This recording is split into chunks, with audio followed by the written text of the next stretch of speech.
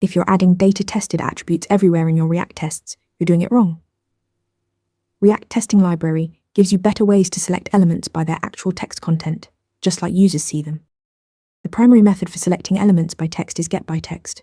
Import it from the screen object and pass the text you're looking for. For async elements that appear after loading, use findByText instead, which returns a promise. These methods mirror how real users find content on the page. Text queries are incredibly flexible. You can pass an exact string, a regex pattern for partial matches, or even a custom function that receives the text content and the element itself.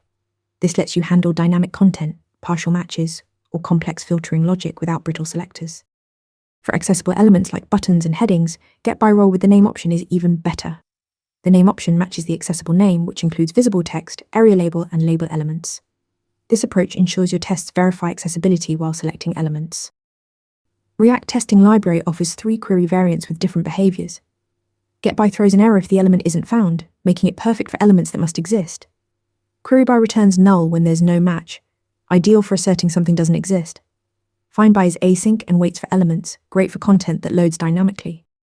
Always access queries through the screen object after rendering your component. Screen provides all query methods and is the recommended API. It keeps your tests clean and consistent across your entire test suite. Master getByText, leverage flexible matches, and use getByRole for accessible elements. Your tests will be more robust and user-focused. Practice this on LeetCode or your next pull request. Want to get better at answering questions like this? With Interview Mentor, you practice real interview questions out loud. You get personalized feedback and a grade on every answer, and you can track your improvement over time.